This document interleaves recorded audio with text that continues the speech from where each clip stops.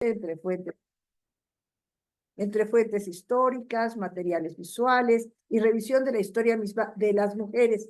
Esto es muy importante porque hay muchas formas de contar la historia. Lo que se está queriendo hacer con esta intervención que yo tengo al principio es situar sobre todo la historia de las mujeres.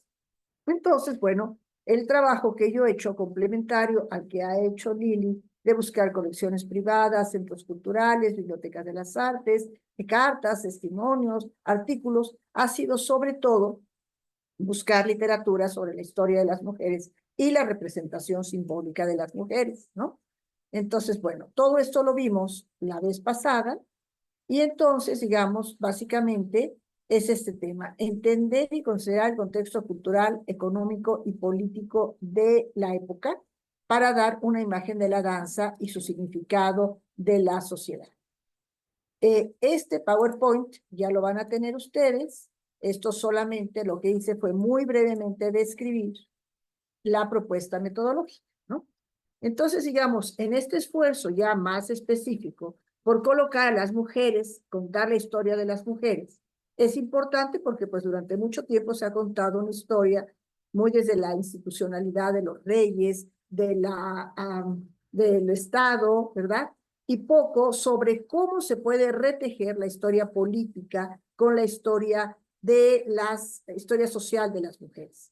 Y aquí, digamos, tenemos una propuesta de la historia que se desarrolla en los últimos 40 años, que tiene que ver con la evolución del gender system, si hablamos en inglés, del género en español, del genre en francés, del Geschlecht en alemán, y cada una de estas tradiciones tiene historiadoras que estamos trayendo aquí a esta discusión. Esta sesión, sobre todo, nos vamos a referir al siglo XX, que es el siglo de mayores conquistas para las mujeres, porque es durante el siglo XX que acontecen guerras, revoluciones, tanto políticas y sociales, como revoluciones tecnológicas. Vamos en la cuarta o quinta revolución tecnológica. Hay un ascenso importante de dictaduras. Entonces, esta combinación entre desarrollo científico, desarrollo bélico y conformación de regímenes políticos, va a ser muy importante verla y revisarla desde cómo las mujeres se van a insertar, van a producir cambios, van a favorecer lo que las va a colocar como espectadoras y actrices de grandes cambios. Decimos que las mujeres pueden ser espectadoras porque no siempre pueden ser el motor de cambio, luchan por serlo, pero sí analizar sus conquistas en sí mismas.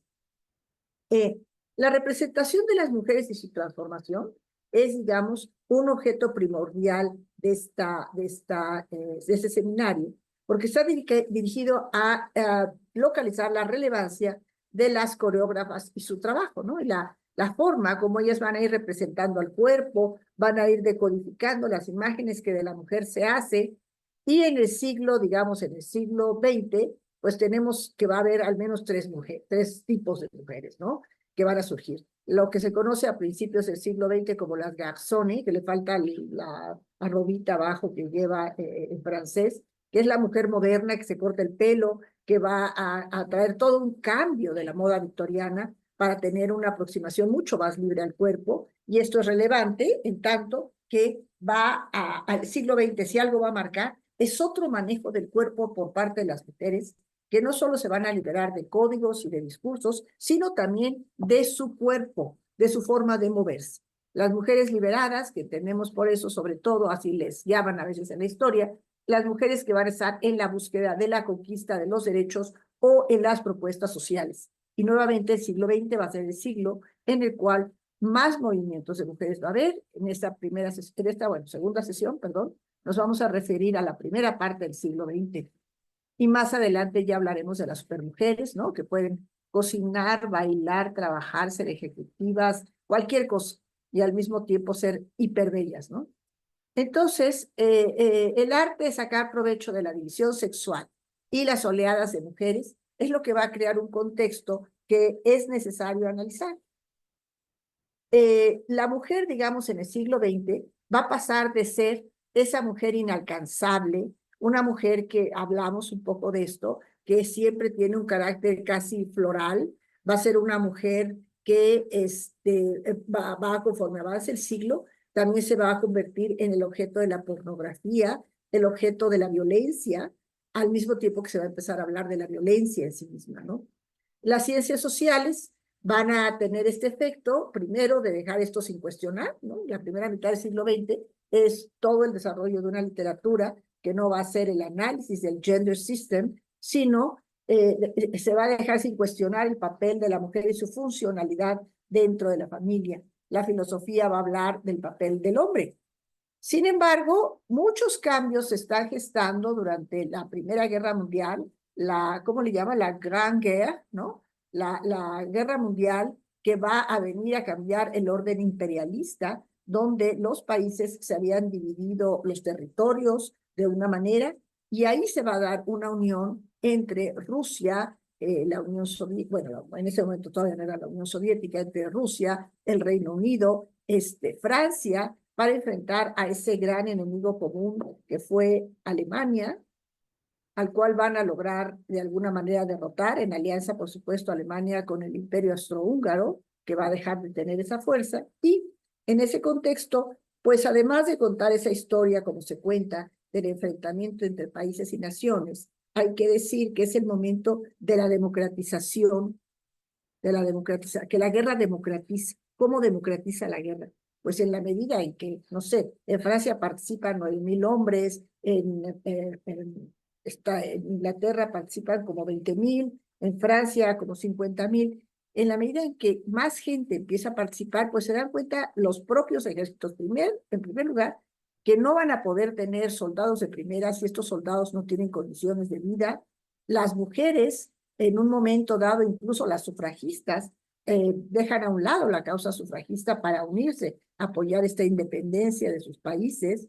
Hay una concepción social de que todos deben de colaborar, y ahí es donde se va a hacer una ruptura del orden aristocrático. Va a empezar a surgir la ciudad, también por el desarrollo industrial, como el espacio de conformación de una nueva vivienda, de una nueva mujer, pero no debemos verlo de manera lineal, como yo les decía, porque los estados también van a luchar por regresar muy pronto después de la guerra las mujeres a las casas. Sin embargo, las mujeres, la conquista más importante que van a conseguir es la conquista de su propio cuerpo, la conquista de hablar desde otra forma de vestirse, y bueno, va a haber un desarrollo importante entre muchas otras disciplinas de la psicología, de la imagen de la cultura occidental, y esto viene acompañado de una vestimenta que, comparada con la del siglo XIX, pues es realmente sobresalientemente liberadora de la mujer. Entonces hay una transformación de la mujer en la casa, ¿no? Ahora quiero referirme un poco al siglo XIX, pero quería yo empezar hablando del siglo XX para que ustedes lo tengan más claro. Se va a dar un ingreso de la mujer al orden económico, les digo que en condiciones de dificultad y dependiendo del nivel de desarrollo social de los países. Inglaterra es más favorable a la incorporación de las mujeres que Francia, pero Inglaterra también tiene un desarrollo industrial mayor, con lo cual es más posible crear otro tipo de empleo, mientras que otros países como Francia van a hacerlo de una manera más aletargada. En ese contexto, digamos, los ideales de belleza también van a cambiar. Las mujeres van a ir, y conforme pase el siglo lo veremos más claramente, aproximándose a ideales de belleza inalcanzables. No basta ya con ser bella, sino va a ser necesario tener un ideal francamente imposible de tamaño, de altura, de complexión física. Entonces, digamos, el siglo XX, si algo lo va a caracterizar, es que las mujeres, es el siglo donde las mujeres toman la palabra. La estética va a cambiar más rápido que nunca, se multiplican las implicaciones políticas de la representación, se va a tratar más adelante, ya lo veremos con calma, de romper estereotipos, pero sobre todo se centuplican las vías de la realización personal. Esta imagen que vemos aquí es sobre todo de las sufragistas que logran obtener el voto, bueno, de manera variable, ¿no? Algunos países como Nueva Zelanda lo obtienen desde finales del siglo XIX, en Inglaterra se obtiene por 1918, poco después de la guerra, por fin le dan el sufragio a las mujeres. En Francia es un proceso más tardío. Pero, bueno, y hay esta combinación, por eso es importante referirse solamente a la primera mitad del siglo XX, porque en ese momento tanto las mujeres están saliendo y no saliendo de la casa por la guerra, regresando y quedándose, se están abriendo oficios diversos como es el comercio, como es los hoteles, como es la industria alimenticia que también está surgiendo, o sea, el sector terciario se está abriendo por primera vez como parte del desarrollo industrial y tecnológico, y ahí van a entrar las mujeres. Y esto va a variar mucho de acuerdo con los países, pero ya nosotros vamos a ver otra forma de vestir y de comportarse de las mujeres. Entonces, digamos, el siglo XX, se puede decir, queda marcado en sus inicios por la Primera Guerra Mundial, pero también por la Revolución Rusa y la Revolución Mexicana, en el sentido de cómo se puede concebir a la mujer. La Revolución Rusa es importante, ¿por qué? Porque la Revolución Rusa va a traer completamente un cambio de los ideales de familia, queriendo sacar a las mujeres, va a tener en primera escena a figuras como Alejandra Kollontai. La Primera Guerra Mundial va a tener a mujeres como Rosa Luxemburgo, que van a tener un ideario, ella, digamos, pertenecía a la Liga Espartaca, va a tener a figuras como Emma Goldman, todas ellas hablando ya de otra forma de ser mujer. Entonces la historia de los feminismos y la historia de las mujeres comienza a ser parte de toda esa historia. No me quiero referir tanto al caso mexicano, que lo dejé para la siguiente sesión, pero sí quiero decir que a medida que las mujeres van construyendo esa historia política, se van enfrentando a los movimientos alimentados por el racismo, el liberalismo, y estos a su vez se tejen políticamente con el nacionalismo, el fascismo, el freudismo, el estatismo, todos los cuales van a querer hacer lo que hicieron en el siglo XIX, que es codificar de manera excesiva las mujeres. Así, las mujeres acceden más tardíamente a la modernidad que los hombres, porque cada vez que quieren acceder, tal vez de manera individual, algunas lo consiguen, pero no es una lógica generalizada, ¿no?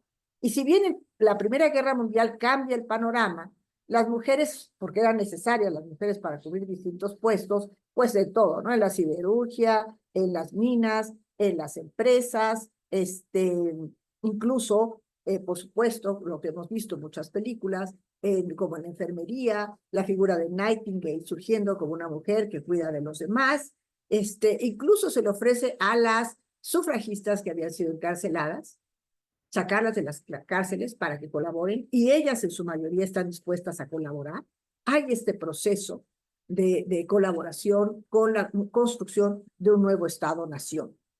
Entonces, digamos, las mujeres van a avanzar siempre con unos triunfos que pueden decirse condicionados. ¿Por qué? Porque hasta la segunda mitad del siglo XX vamos a ver que surge la anticoncepción, que hay un desarrollo del Estado que permite la disminución de la modernidad, que hay un avance en la tecnología, de los niveles educativos. Todo eso que para nosotros ya es, digamos, común, ya se volvió parte de nuestra historia vital anterior, pues porque somos generaciones, sobre todo muchas de las personas que están en este seminario, son personas que nacieron a finales del siglo XX. Todo esto, sin embargo, se tuvo que construir.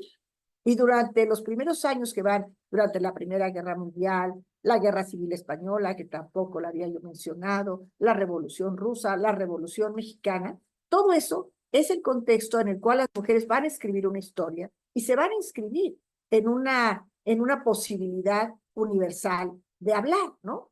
Entonces yo pensé que para que todo esto quedara más claro, ¿no?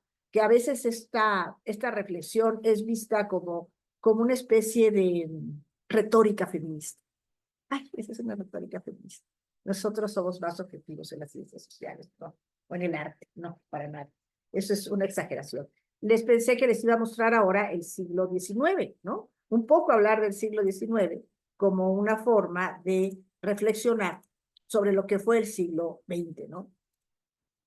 Entonces también de manera muy breve, muy esquemática como lo hice, hablemos un poco de lo que fue esa ruptura de la que estaba yo hablando, de la estética victoriana, de cómo durante el siglo XX, si algo caracteriza, si el siglo XX se caracteriza porque las mujeres se van a ir colocando, van a ir buscando puertas para empezar a ser parte de la historia, y solo hasta el siglo XXI las vamos a ver como plenamente cada vez más como jefas de Estado. Durante el siglo XIX, lo que se hizo fue no solo idealizar la pureza y la moralidad de las mujeres en la literatura, sino en su cuerpo. La estética victoriana consolidó estos ideales a través de la moda, el arte, la literatura.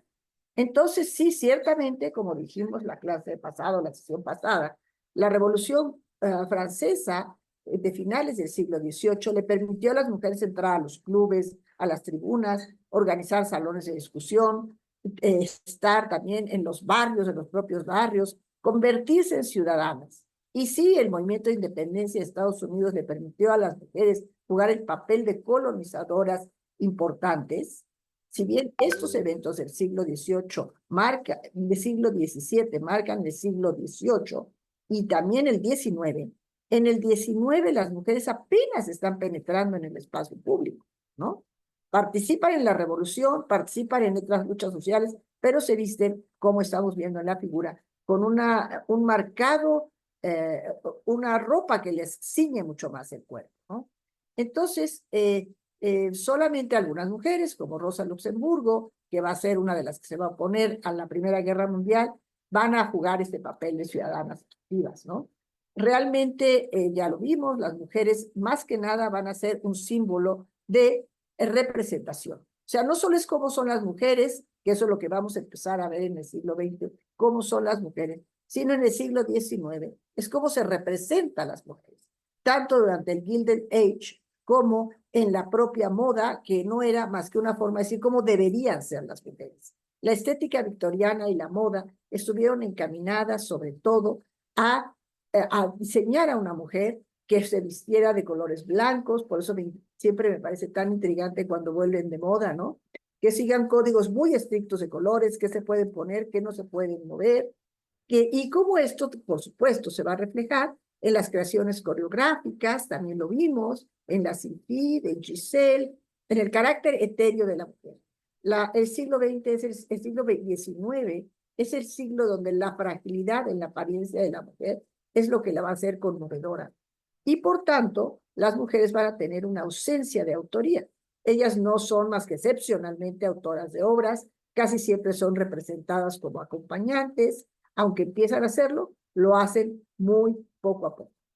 El siglo XIX también es el siglo del desarrollo industrial y por tanto se empiezan a crear imágenes de bajo costo, se venden los ideales de las mujeres, de la feminidad, a las estampitas que luego todavía pues algunos de nosotras vimos en nuestras infancias, de los ángeles, de la Virgen María, es cuando se crea el movimiento del marianismo, el culto a la Virgen María se exalta de una manera tremenda.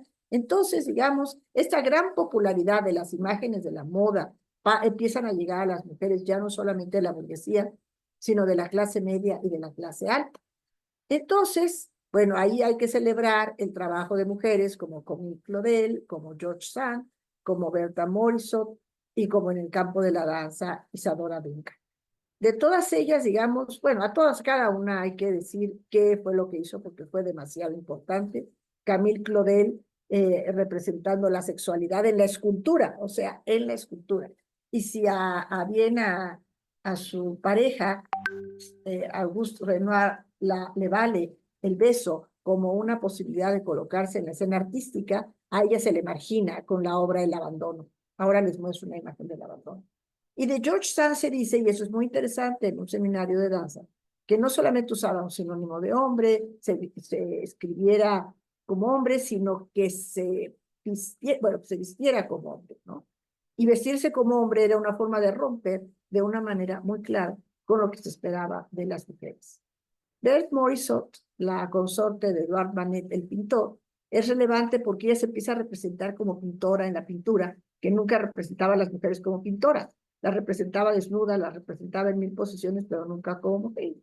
E Isadora Duncan, pues toda la controversia de si tiene una técnica, no tiene una técnica, pero que va a bailar descalza y que va a romper con la forma de vestirse, ¿no?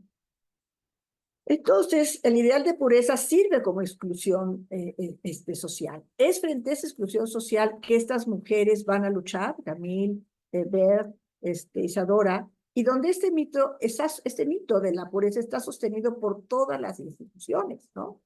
Ese siglo XIX, entonces, el siglo de la mujer ideal, cercana a las flores, cercana a la casa, siempre teniendo un espacio doméstico en el cual se espera que ella esté junto a los hijos.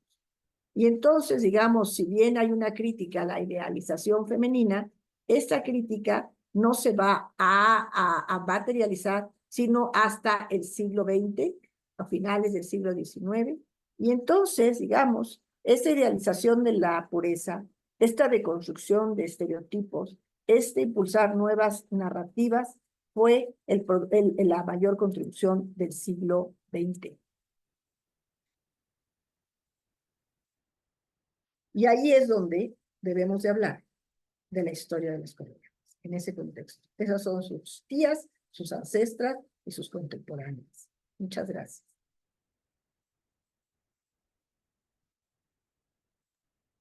Buenísimo, mucha información, por supuesto, para asimilar, muy interesante, por supuesto, y pues qué bueno que vamos a ver la grabación después para volver, por supuesto, a captar toda este desarrollo de las mujeres que pues es así como impresionante a través de la historia, ¿no? Entonces, bueno, pues damos la voz a Liliana, adelante, y bueno, posteriormente a Vero, ¿no? Y luego ya que se entable la conversación para que todos participemos. Adelante, Liliana. Muy bien, gracias Adriana. Fue muy buena recapitulación de todos estos temas tan pues, relacionados con la manera en que esto se refleja en la danza, ¿no? Justamente es en este contexto que hoy vamos a hablar de dos mujeres, especialmente, pues no sé, como marginadas, sobre todo Bronislava Nijinská, ¿no? Porque empezó a hacer su labor coreográfica, se empezó a meter en un terreno eminentemente masculino, tal vez un poco antes de tiempo, ¿no? Y ya en su momento Nelly Japé, aquí en México, pues también, digamos que en cierta forma hasta en su vida personal tuvo como que pagar, ¿no? Esta determinación por hacer un oficio que cuando ella era joven tal vez no era todavía como asociado con una mujer, especialmente una chica de familia decente, ¿no? Toda esta cuestión que la danza siempre ha tenido una connotación como de lo exótico, de lo impropio, en fin. Y bueno, y también antes de ahondar más en Bronislava para empezar, eh, pues Bronislava Nijinská apenas en este siglo y en esta década, y en los últimos 5 años, ha empezado a recibir el reconocimiento que merece, ¿no? Generalmente ella se quedó estancada un poco como la hermana de Václav Nijinsky, que fue el gran bailarín de principios del siglo XX, y pues siempre estuvo como sujeto un poco a las voluntades de los hombres alrededor de ella, ¿no? Y durante muchos años se ignoraba por completo la importancia de su trabajo. Y por eso creo que es fundamental que en este seminario de reflexión volteemos a ver a la Nijinská.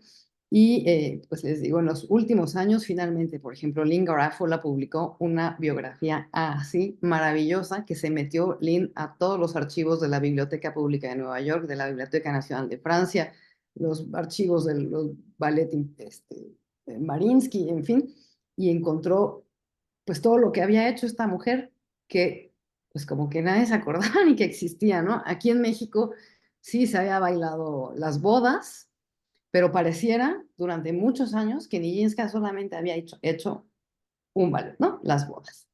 Un poquito como le pasa a Nelly, que pareciera que Nelly Japé nada más hizo Carmina Burana, ¿no? O Esquina Baja. Como que son obras tan emblemáticas que es como a veces lo único que se ve de ellas. En fin, entonces para mí es muy importante hablar de Bronislava eh, por esta cuestión de todo lo que ella hizo que no se ve, y pues también de Nelly, porque al igual que algunas que están en este quórum el día de hoy, pues tengo una cercana relación con ella y es una mujer que a sus 94 años no dejo de admirar. Y cada que siento yo que estoy tirando la cobija, le hablo a Nelly para que me suba los ánimos en vez de que al revés, ¿no? Y yo creo que esas personalidades así como tan brillantes, tan insertas en su mundo tan vivas, ¿no? Son los grandes genios creativos, ¿no? Se necesita tener ahí como una chispa que no todo el mundo tiene. En fin, ¿cómo se hace esto? Bueno, pues justo como Adriana ya bien nos contextualizó, el siglo XX, al igual que pues como muchos cambios de siglo, va a traer un cambio en la visión de las artes, ¿no? Y en particular para la danza, va a ser como el inicio de la búsqueda de nuevas formas de expresión. Ya veníamos desde el ballet romántico con estas mujeres etéreas que acabaron convirtiéndose en las heroínas de ballets que contaban un poco lo mismo, pero ambientadas en circunstancias diferentes, pero finalmente esta mujer frágil, etérea, la ilusión del hombre, ¿no? Siempre como esta ilusión del amor que no se puede concretar o del amor inalcanzable, en fin. Y habíamos llegado como a la transición, digamos que de Francia, se va como perdiendo el interés y llega el ballet a Rusia, en donde Marius Petipa lo convierte pues en lo que ubicamos así como esta hermosa Cheszynskaya, ¿no? En el ballet clásico del tutú esponjado, las zapatillas de punta, y en donde Marius Petipa conserva un poco esta idea de que el ballet gira en torno a la mujer, pero va transformando un poco el carácter de las heroínas de sus ballets, ¿no? Y por heroína me refiero un poco más al término como en el significado ruso de la palabra, que no es que derrote a un enemigo o conquiste el mundo ni nada, sino heroína es como el personaje que detona la acción en diferentes sentidos en una historia, ¿no? Entonces, bueno, estas heroínas de Marius Petipa se empiezan a convertir en mujeres un poco más de carne y hueso, pero siguen siendo pues el objeto de una tragedia. Y por ejemplo, si uno analiza las historias de algunos de los ballets clásicos más importantes, la pobre mujer nunca puede enamorarse de quien se le ocurre, ¿no? Y eso es como el síntoma de, porque Kitri en Don Quijote, pues se tiene, al papá no le parece el peluquero o barbero con el que se quiere casar y la quiere casar con un hombre muy rico. Bueno, ni se diga de Odette y Von Rothbard en el Lago de los Cisnes, ¿no? Porque pues está una mujer que está sujeta a un hechizo, convertida en un cisne porque rechazó los amores del genio malvado y puede estar con nadie. En La Valladera, otro dramón, ¿no? La pobre Niquilla, pues está enamorada de un guerrero, pero en realidad ese guerrero se tiene que casar con otra y la otra se tiene que deshacer de la que le estorba. O sea, siempre hay como estas historias donde la mujer no puede simplemente enamorarse y ya, ¿no? Tiene que romper todos estos obstáculos.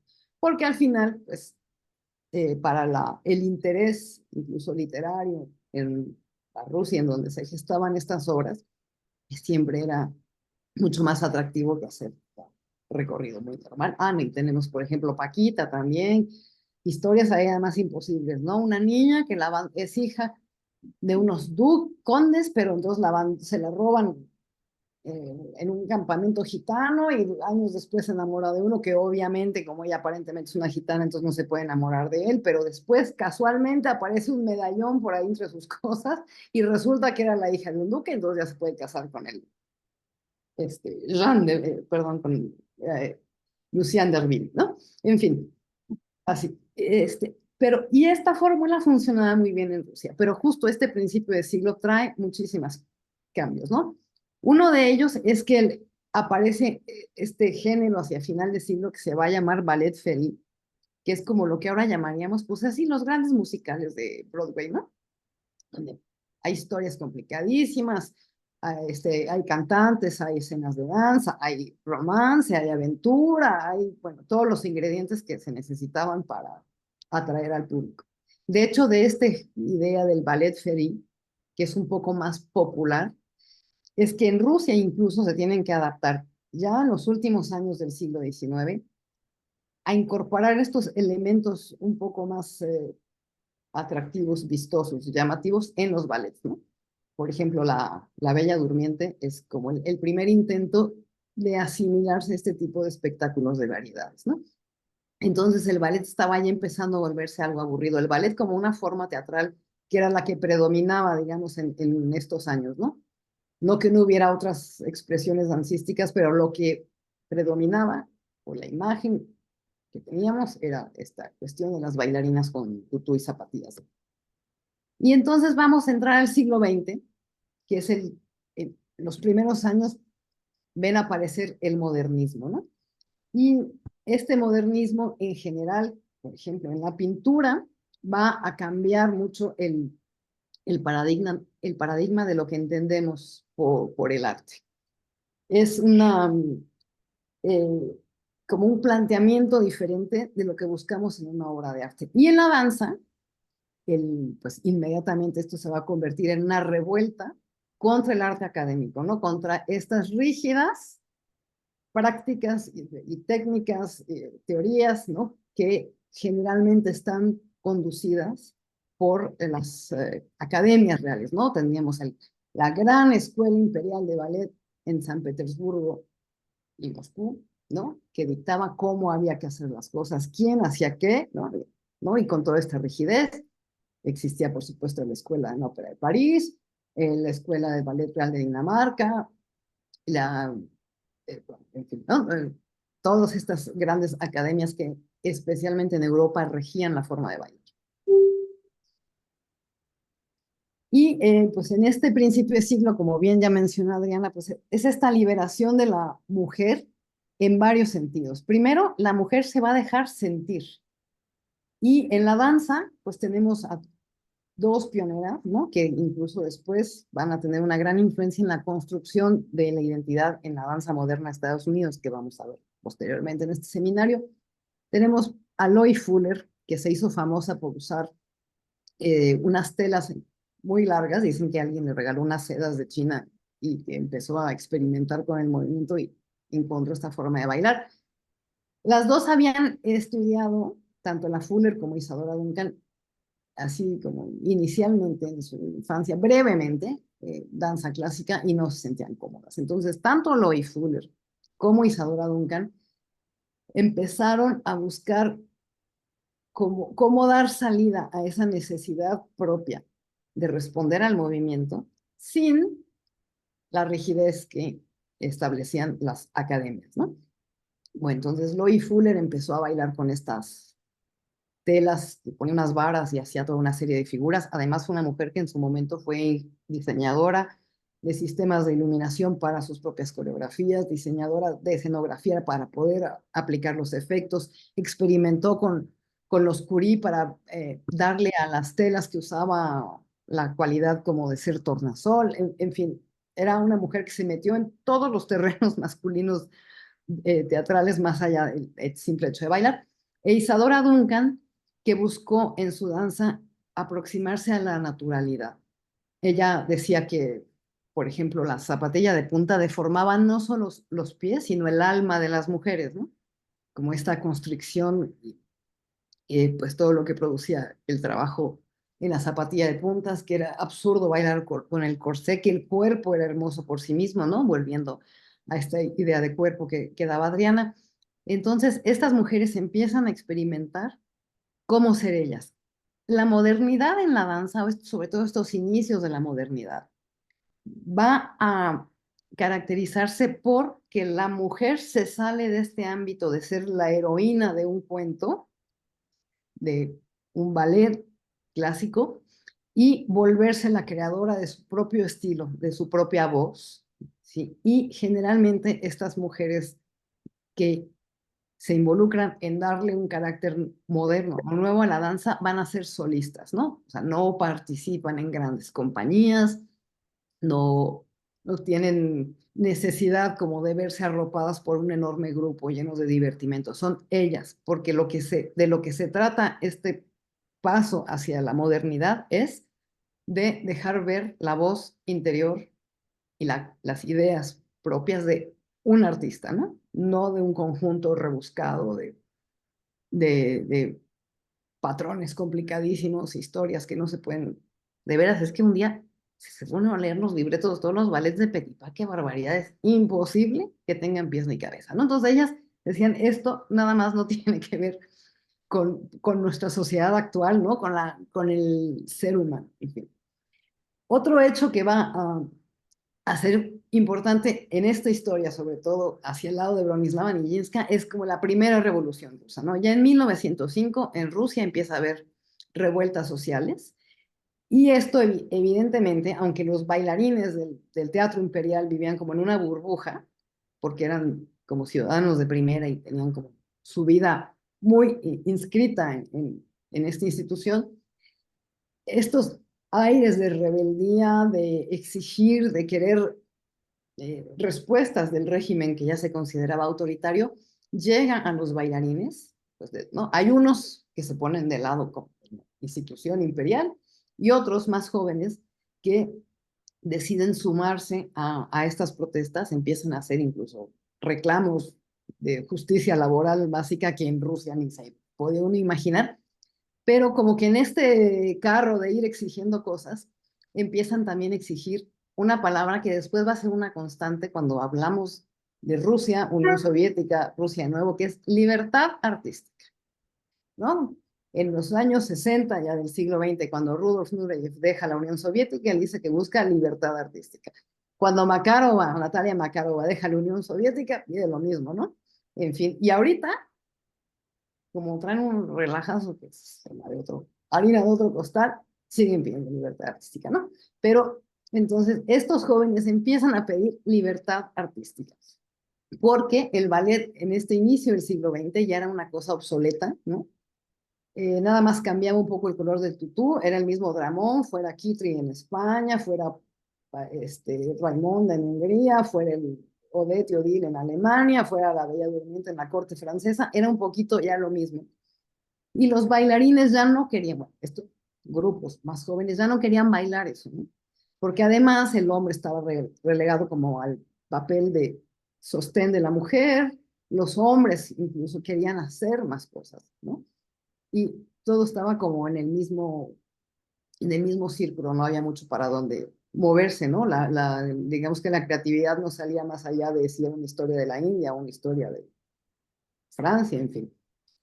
Y ya no había realmente ninguna innovación en el ballet, porque también para la institución imperial, pues era mucho más cómodo mantener este repertorio, pues ya así como caballos de batalla, ¿no? Y entonces aquí hace aparición un personaje muy querido por Verónica y yo, Mijaíl Fokin, que es uno de estos rebeldes, que dice, no, esto del ballet, así a la Petipa, y él respetaba mucho, por un lado, la técnica clásica académica y por otro lado a Marius Petipa, pero él era un extraordinario bailarín y ya se había echado todos los príncipes del repertorio, que más o menos, pues si también uno analiza las variaciones de los ballets clásicos, es una diagonal para acá, una diagonal para acá, otra diagonal para acá, cambio de frase, ¿no?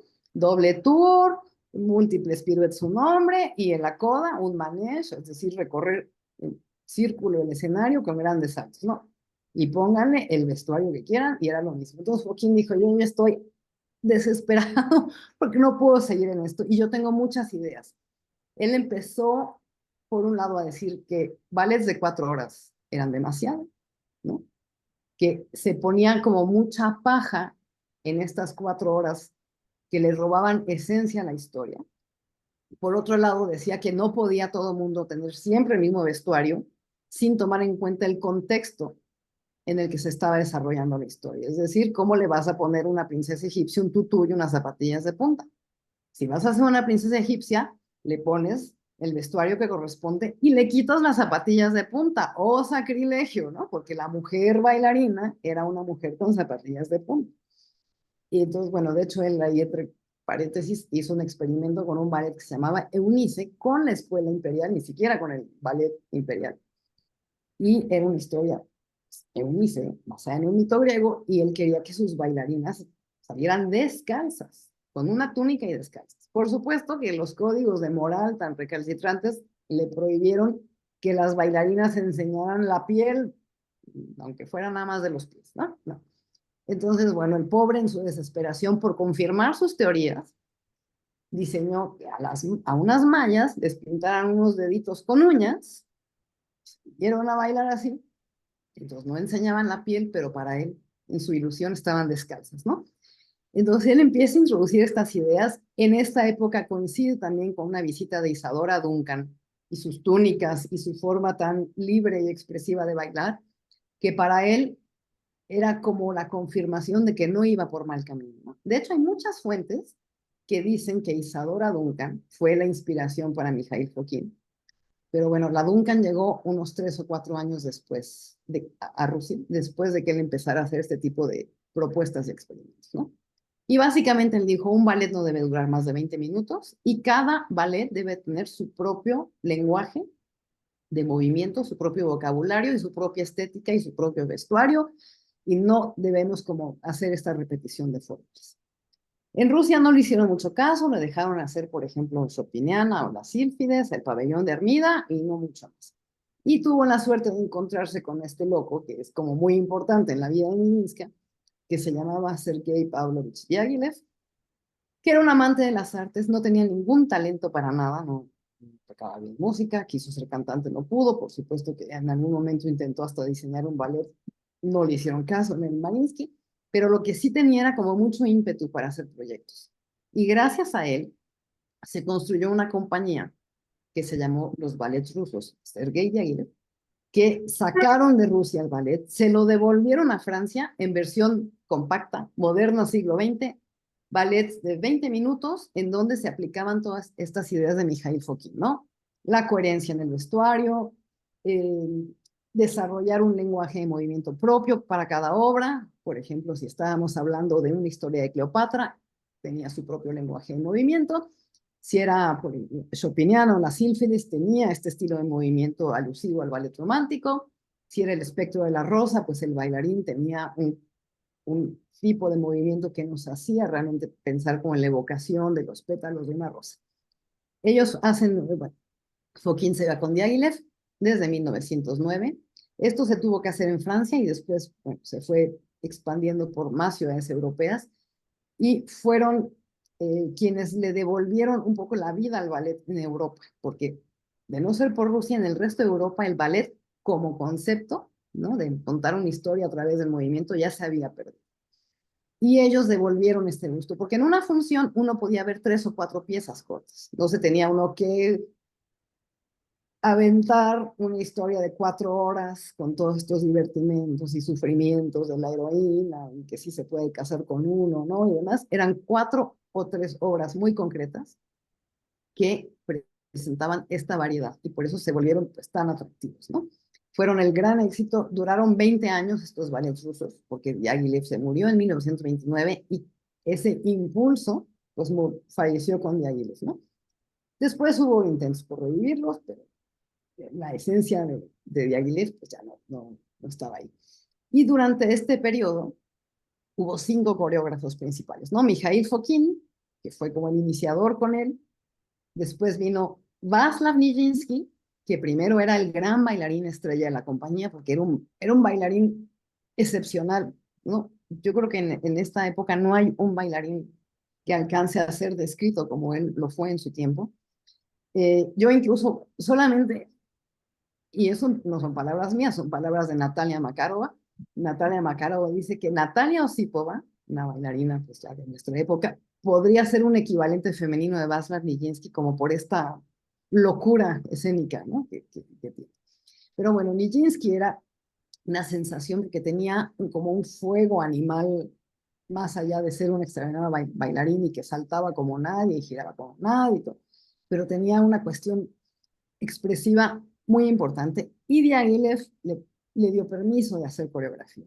Y entonces hizo obras muy controversiales como La siesta del fauno o como La consagración de la primavera, que después serían los cimientos de la danza moderna y de la danza contemporánea, ¿no? Eso lo vamos a ver más adelante. Después otro coreógrafo ahí fue Leonid Massin. Después estuvo Bronislava Nijinská, la hermana de Václav Nijinsky, que había sido bailarina también de este grupo por temporadas, y George Balanchine, el fundador de del New York City Ballet. Aquí están nuestros 5 coreógrafos, ¿no?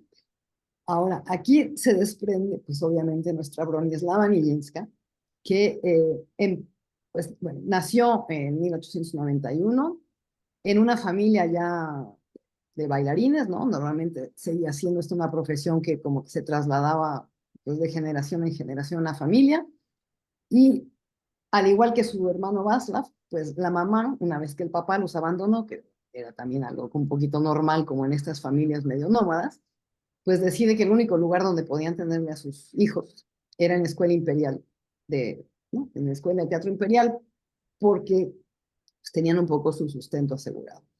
Tenían un hermano más, Stanislas, que tuvo un accidente y estaba en una institución mental porque había tenido un problema cerebral después de una caída, ¿no? Entonces, estos dos hijos de Eleonora Vereda entran a la Escuela Imperial de Ballet.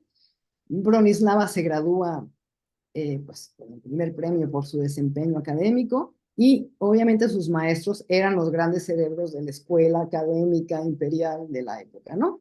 Enrico Cecchetti, Nicolai Legati, pero también Mijaíl Fokin.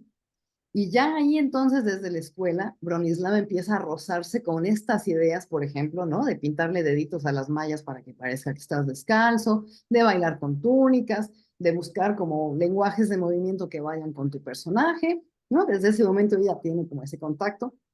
Como era natural en todos los alumnos especialmente destacados de la Escuela Imperial de Ballet, entró al Ballet Imperial Mariinsky, donde ya estaba su hermano también, ¿no? Y bueno, uno ve a Bronislava pues con tutú y zapatillas de punta, porque es el mundo en el que se formó, ¿no? Pero pues en realidad estaba lejos de quererse conformar con eso. Se fue entonces a la compañía de Sergei Diaghilev hasta 1914 que su hermano se peleó con Sergei Diaghilev y entonces ella también se salió con su hermano y se puso a hacer cosas por su lado, temporalmente, ¿no? Y bueno, ahí entonces ella pudo bailar en este repertorio de Fokin. Y entonces ella se empieza a cuestionar. Y yo aquí tengo varias frases de ella porque creo que es mejor dejar que Bronislava como que transmita su propio pensamiento, ¿no? Ella decía ya en estos 1911, ¿no? En plena época con los ballets de Diaghilev, bailando obra de Fokin, quiero liberar mi cuerpo de los músculos tensos y estirados que tan laboriosamente trabajábamos para desarrollar en nuestros años en la escuela imperial. Estoy tratando de alcanzar la fluidez para bailar en los nuevos ballets de Fokin con todo mi cuerpo. Estoy frustrada por no adquirir de una buena vez las nuevas técnicas que necesito para ejecutar el estilo y carácter de sus danzas. Es decir, que con esta afirmación vemos como ella era consciente que había que liberar el cuerpo de esa rigidez en la instrucción, ¿no? Que los formaban como en serie, ¿no? Todos como cortados con el mismo patrón, con la misma instrucción y donde no había ninguna flexibilidad en la escuela para explorar como su propia necesidad expresiva, ¿no? Y claro, pues este periodo de inicio del siglo XX es justamente cuando el hombre, ¿no? El artista quiere expresarse, quiere buscar la naturalidad, donde pasa pues de esta fantasía a la revelación de su verdadera identidad, ¿no?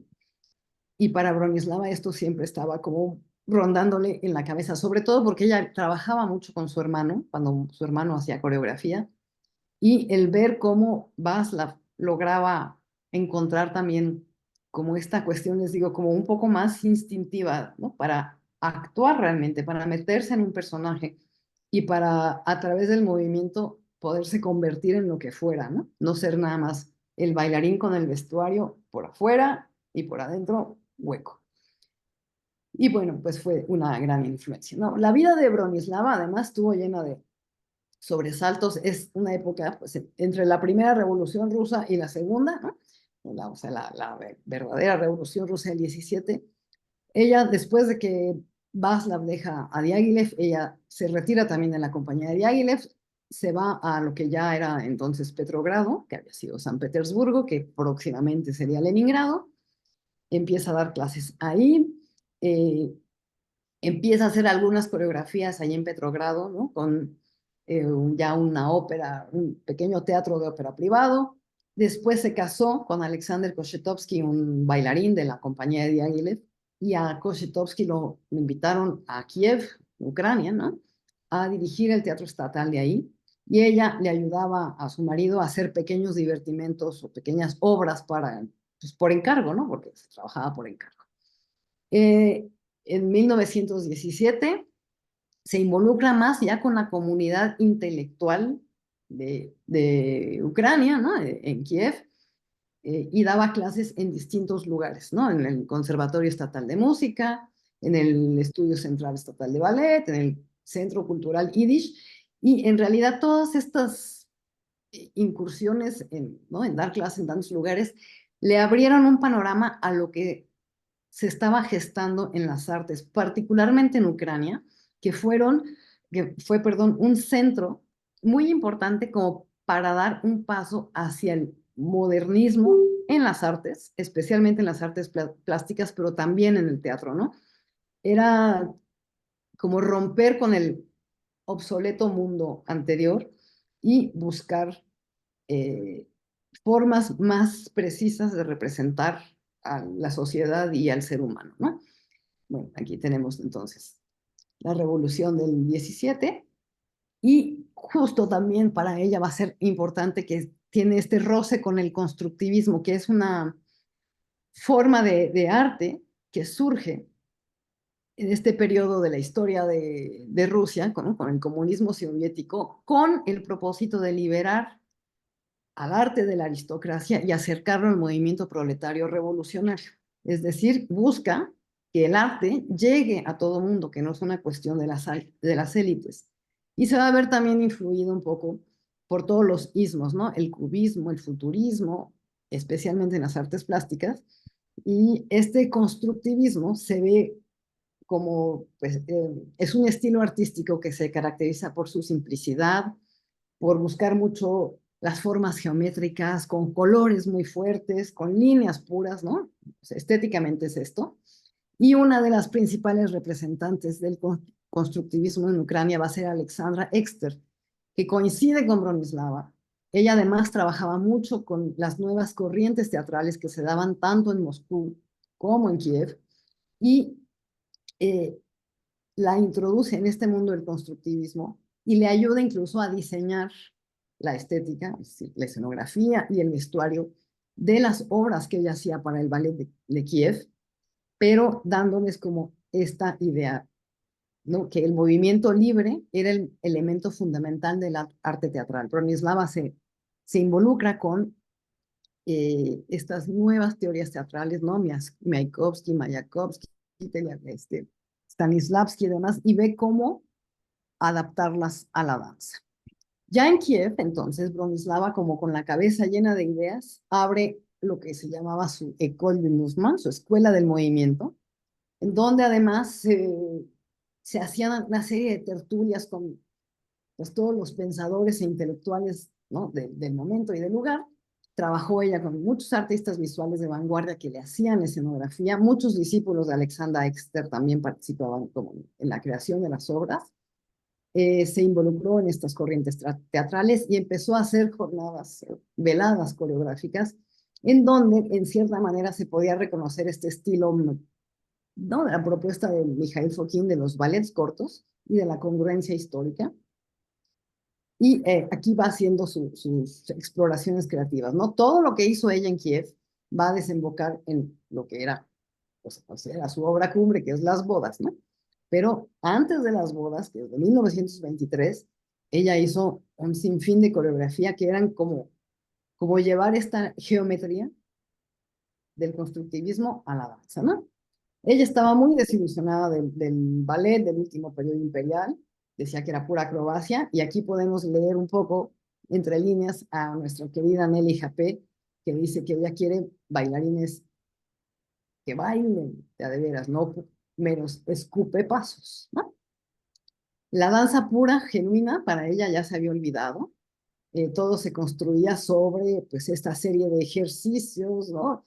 Que se hacían ya como muy mecánicamente, ya no había expresión para ella, ¿no? Esto era una de las grandes decepciones de la danza en su momento. Y ella además sentía que se debería usar el movimiento como el dibujo, como si fueran colores, que todos los colores eran hermosos y cada movimiento es un sonido en nuestra futura sinfonía. También decía que la creatividad era el espíritu del alma y el triunfo del espíritu nos iba a llevar al grandioso futuro, ¿no? Para ella, el alma tenía este potencial de transformar ampliamente una sociedad, de crear a un nuevo hombre y una revolución del orden cultural tan dramático como los cambios políticos que se daban alrededor de esta. Y si el espíritu está altamente desarrollado, uno no necesitaría el contexto del socialismo, ¿no? Es decir, que si cada ser humano cultivara su espíritu, no habría necesidad de ideologías que intentaran en apariencia pues traer, por ejemplo, esta igualdad entre los grupos sociales o, ¿no? Ciertas formas de vida como más utópicas. Ella pensaba que pues, a través del arte se podía cultivar el espíritu y la sociedad no necesitaría reglas que pusieran orden en estas cosas. En su escuela del movimiento, ella decidió hacer lo que era un entrenamiento para un nuevo tipo de artista de la danza, ¿no? Que ella veía al artista de la danza como un artista inteligente y comprometido, ¿no? Un verdadero artista en espíritu y cultura. Y ella quería educar la creatividad del bailarín, no lo quería educar para una carrera, quería desarrollar como su potencial creativo.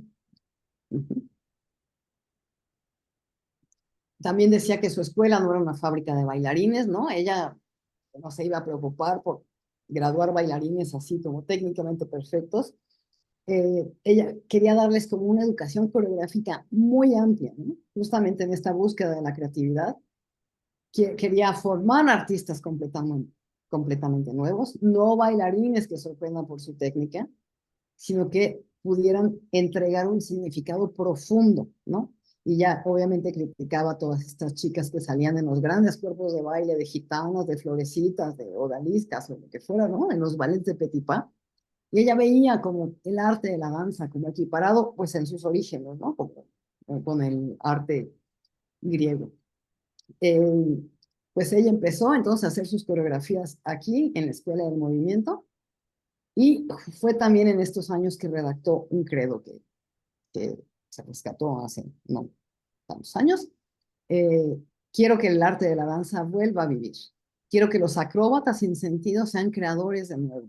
Quiero que las cocottes, es decir, que estas mujeres que salían así como coquetas, ¿no? En los ballets del arte desaparezcan.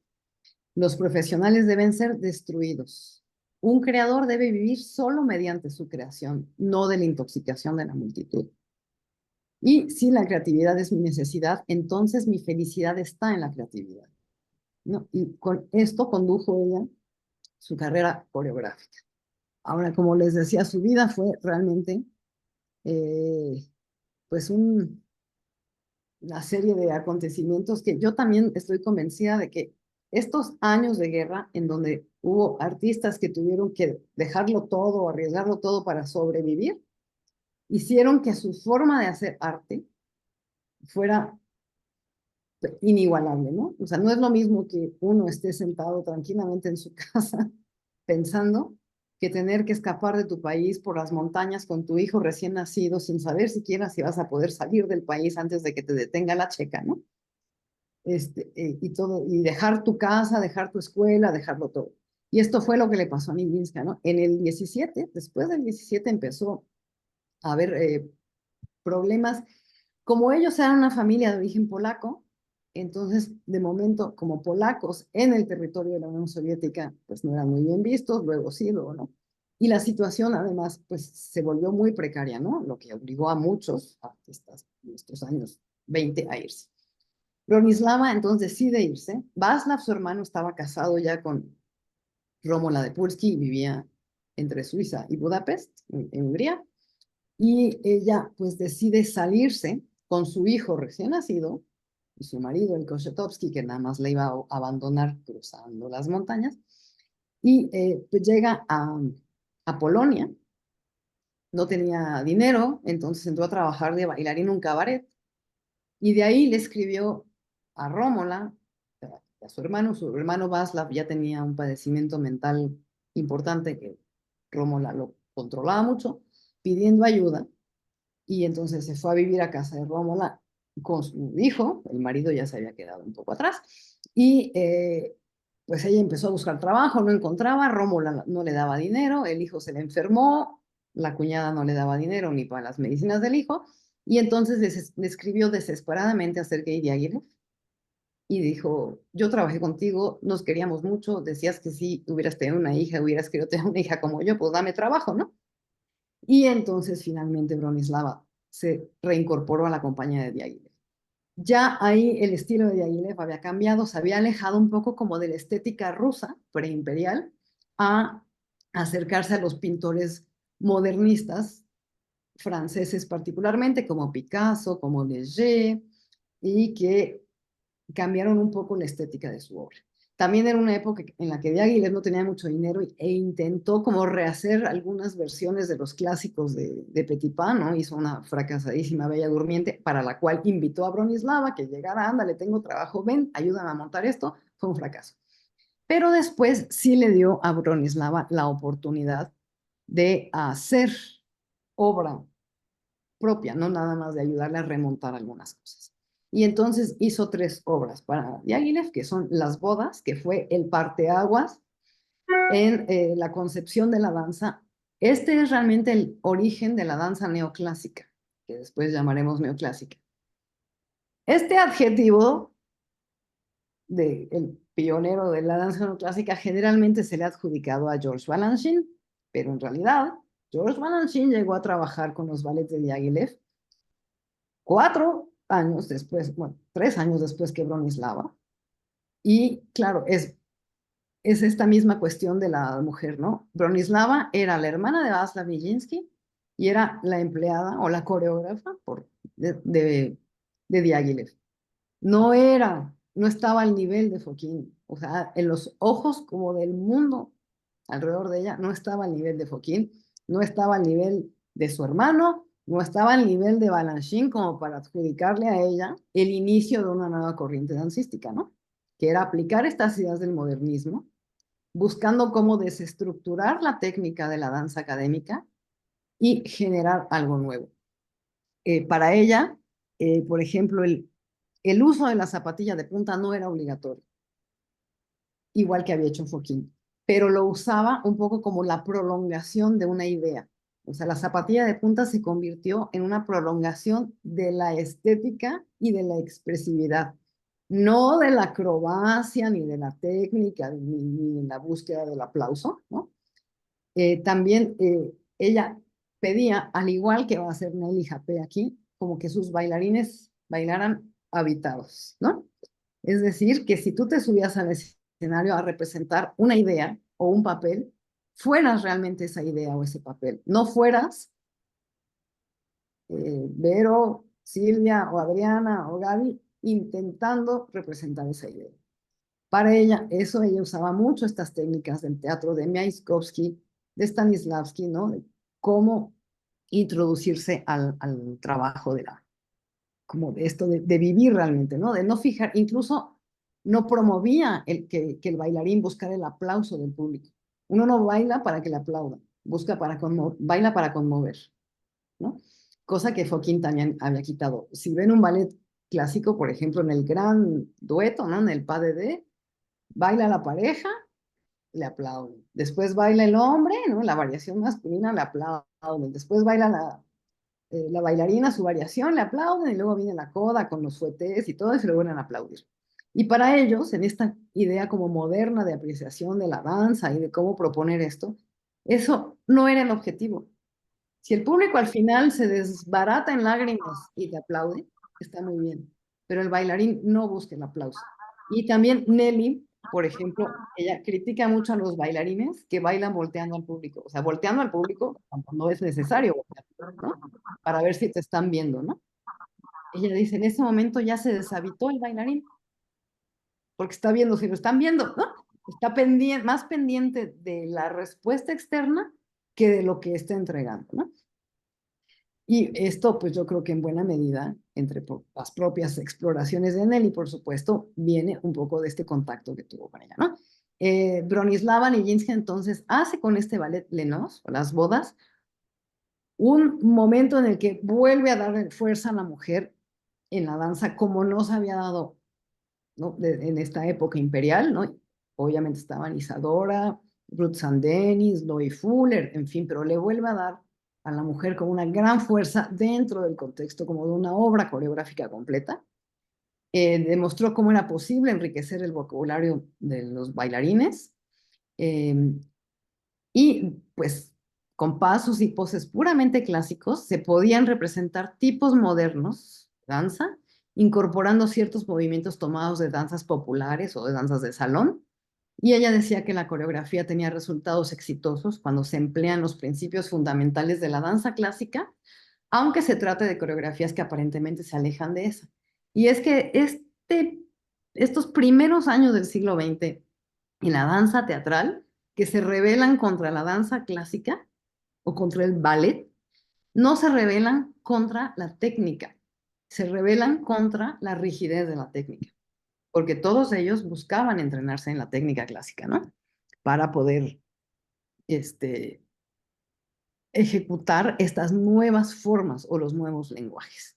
Yo les voy a poner un fragmentito de las bodas. Se ve muy mal el video, y es que hay unos videos que se ven un poco mejor, pero como son versiones que no son como tan adecuadas. Y tengo un video de la Compañía Nacional de Danza, pero lo tengo en DVD y no lo pude poner. Pero bueno, les voy a poner, es una recreación con el Joffrey Ballet, que lo puso, lo remontó la hija de Bronislava con ayuda de uno de sus asistentes, que fue el mismo que después vino a montarlo a México.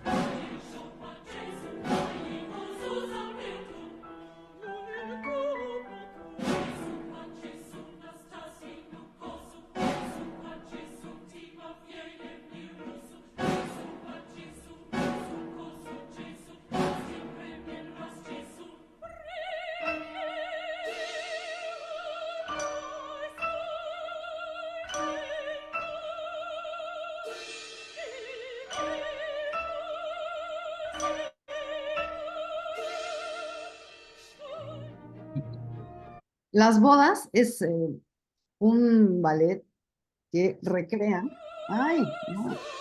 que recrea una boda tradicional rusa, ¿no? Con estas prácticas arcaicas en donde la mujer no escogía con quién se iba a casar. Ella obviamente no hace la fiesta de la boda y todo. Es todo esto lo que representa para la novia y para el novio y para sus familias este enlace, ¿no? Y más bien son como cuadros, no es un ballet narrativo, son como todas estas emociones de todos los involucrados en esta boda, pues, forzada, ¿no?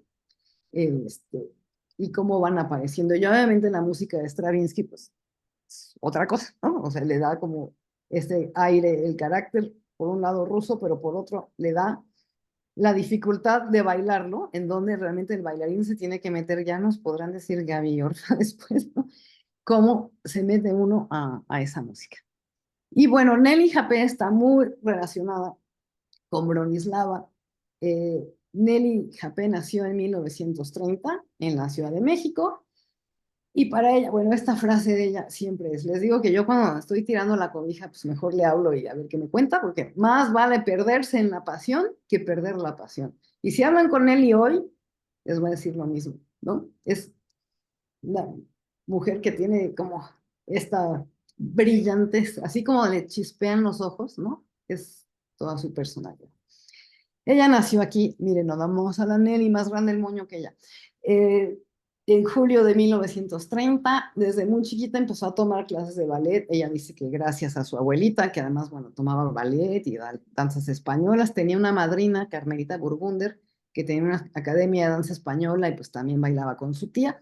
Y ya cuando la abuelita, que es a quien ella siempre le ha adjudicado que fue realmente quien la condujo a quedarse en el camino de la danza, pues empezó a estudiar con Estrella Morales, que había sido alumna de Isadora Duncan. Entonces no era una maestra cualquiera, ¿no? O sea, no era una maestra de ballet ordinaria, tenía estas otras influencias. Luego estudió también aquí en México con una francesa que se llamaba Nelsie Dambré, que había bailado en los ballets de Diaghilev, que había bailado con el intento de modernismo en Francia y que después llegó a México en circunstancias muy trágicas. Javier Francis, que Gaby lo conoce bien también, ¿no? Entonces ella absorbe aquí este mundo de la danza moderna y a los 16 años, ustedes imagínense una niña de familia de la Ciudad de México en 1946, después de que una revista que tenía su tía Carmelita Burgunder vio un anuncio de Bronislava Nijinská y bueno, leyó de ella, y le dijo a sus papás, yo me quiero ir a Estados Unidos a estudiar ballet con Bronislava Nijinská. O sea, 1946. Lo bueno es que sus papás pues sí le dieron permiso porque tenía unos padrinos en Los Ángeles, entonces fue a Los Ángeles y estudió con Bronislava y tenía ella que hacer un poco de todo porque la condición era que siguiera estudiando la secundaria. Entonces en la mañana iba a la escuela, en la tarde iba a las clases de ballet, luego buscó el turno vespertino en la escuela porque las clases con Bronislava en la mañana eran más interesantes y, y ella pues obviamente así absorbió en cada poro de sí estas ideas de Bronislava Nijinská, el ballet no es acrobacia, ¿no? ¿Dónde está mi expresividad? Hay que buscar constantemente la creatividad, hay que encontrar como esa voz interior, saber qué es lo que quiere uno decir, por supuesto no bailar para que te aplaudan, y pues obviamente de todo eso seguramente le viene la cuestión esto de los escupepasos, ¿no? De que no quiere escupepasos. Después viajó a Francia, ya años más adelante, becada por el Instituto Francés de América Latina, estuvo 3 años ahí, y estudió con estas 3 mujeres, ¿no? Lyubov Yegorova, Olga Preobrazhenskaya y Olga Morozova, 3 rusas que habían dejado la Unión Soviética, que habían abierto escuelas en Francia, entonces tenían como toda esta cuestión de la escuela rusa imperial de ballet recalcitrante, pero habían tenido contacto con los experimentos de los coreógrafos de Sergei Diaghilev. La Morozova, de hecho, había bailado mucho con Diaghilev. Y entonces, pues imagínense que por un lado tenía de maestra Bronislava, pero luego, o sea, Olga Preobrazhenskaya era primera bailarina del Ballet Imperial Mariinsky, o sea, no era cualquier persona, ¿no? Entonces, tomar clase con estas artistas de veras, obviamente pues, le dejaron una huella impresionante. Bueno, aquí tenemos a Nelly en varias facetas de su vida, ¿no? Desde muy chica, pues ella bailaba el jarabe tapatío, la ponían a hacer danzas españolas. Luego aquí en medio, este es Nelly en su tutú, ¿no? En una pequeña función escolar. Es en La Cenicienta, en una producción de su maestra Nelsie Dambré. Ahora, Nelly mide menos de 1,50, porque yo mido 1,52 y sí le saco como bastante. Y entonces ella tuvo ese problema. Cuando estaba con Bronislava Nijinská, que estaba decidida a ser bailarina, Bronislava le dijo, regrésate a México. Aquí no vas a poder ser bailarina porque eres muy bajita. Y desgraciadamente es un mundo regido por ciertos cánones estéticos y una bailarina de 1,40, ¿no?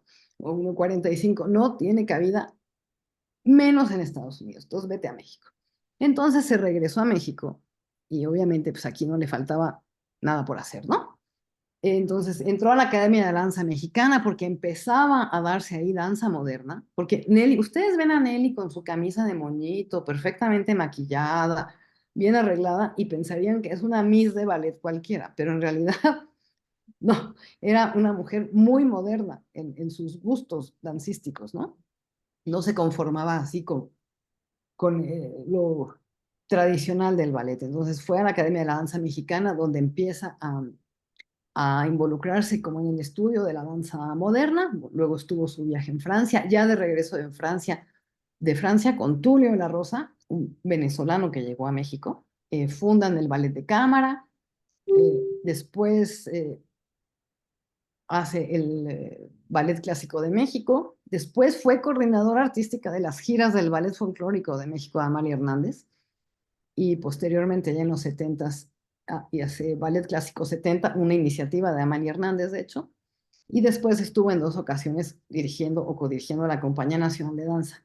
Ahora ella misma dice que no podía someterse como a esa rigidez para dirigir la compañía porque había como demasiadas mentes involucradas, ¿no? Y ella pues tenía como otras formas de pensar. Pero sí, pues se dedicó a hacer coreografías que han sido, pues desgraciadamente no se montan mucho. Ella ha hecho cerca de 50 coreografías. Generalmente hablamos más de Esquina Bajan o de Carmina Burana, pero por ejemplo, ella adora una obra que se llama Marejada, que creo que la compañía la bailó alguna vez hace no tanto, y y otra, Trío, ¿no? Pero ella hizo unos 50 ballets, también hacía ballets para las óperas, pero con esta construcción un poco más moderna, ¿no? Ella además le reconocía muchas cosas a Bronislava, que le había abierto varios mundos. Les decía, esto es importantísimo, que buscaran otras formas de arte, que no se quedaran nada más en el ballet, que leyeran, que fueran a museos, que fueran a conciertos, ¿no? Eh, También le reconocía como esta manera de moverse que correspondía a su momento, ¿no? No estaba como anquilosada en el pasado, sabía explotar las cualidades o los recursos de cada bailarín, ¿no? Y le daba como la plasticidad que correspondía a esa persona y no, le daba como mucho valor al carácter de los pasos también. Y bueno, pues ya para Nelly es importante resaltar que la disciplina y el rigor metodológico de la danza clásica permitirán también apartar al alumno de ese diletantismo, proporcionándole el instrumento técnico básico para su aportación original expresiva. O sea, ahí está la expresividad siempre como referente, como indispensable.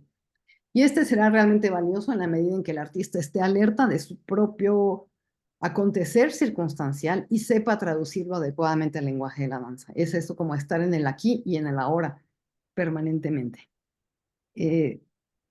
También esto, pues ya como para cerrar con él y no expresarme sobre qué, ¿no? Ella reflexionando acerca de, pues, de la labor coreográfica, sobre aquello que me atañe y conmueve como individuo y como miembro de una sociedad, sobre todo al hacer coreografía, ¿no? ¿Qué me detona?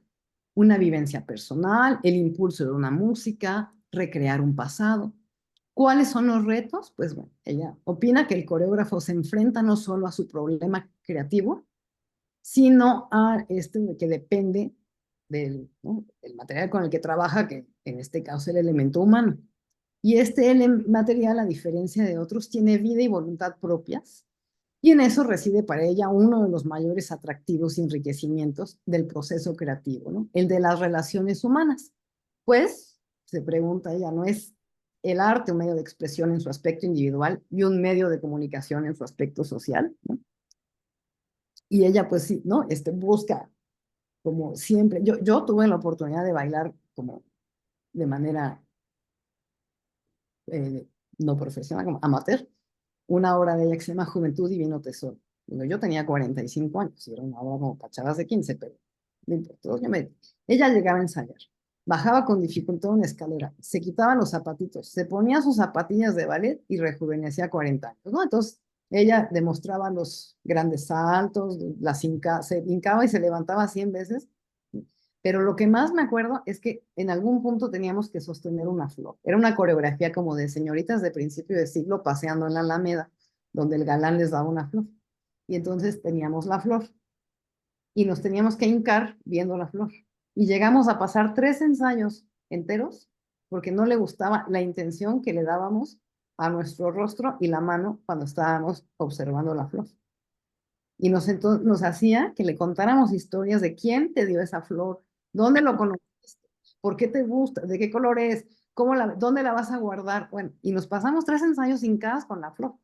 Entonces, es esto. Y nos decía, avítense, bailen algo, no nada más vean la flor.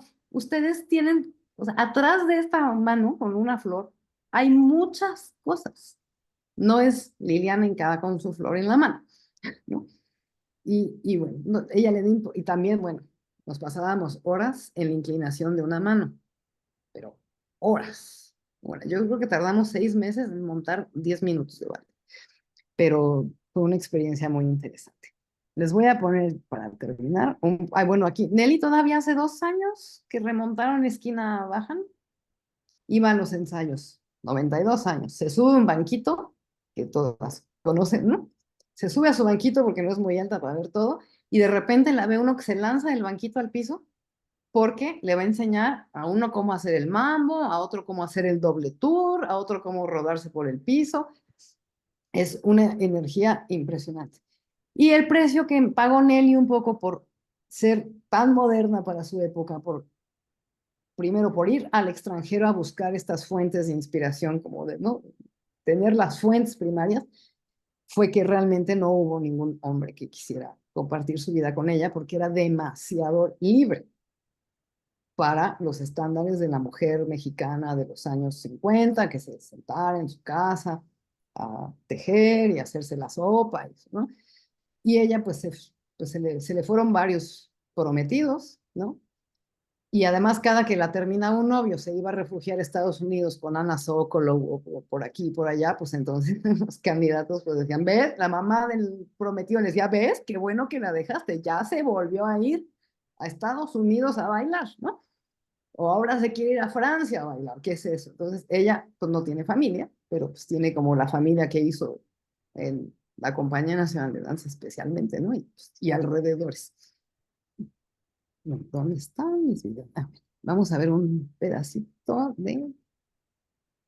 Ay, les quiero poner esquina. Ay, ok.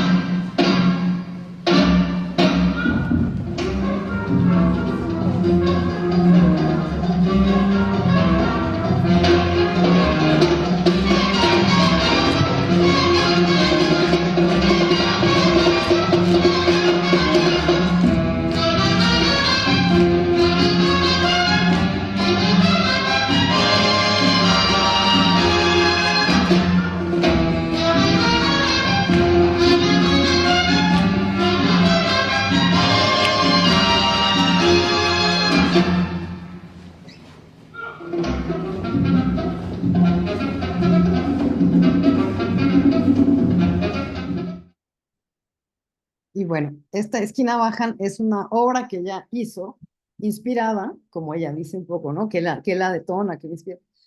Pues inspirada por la música que escuchaba ella cuando era niña y, bueno, durante Esquina Bajan, que dura también unos 30, ¿qué? 40 minutos, yo creo.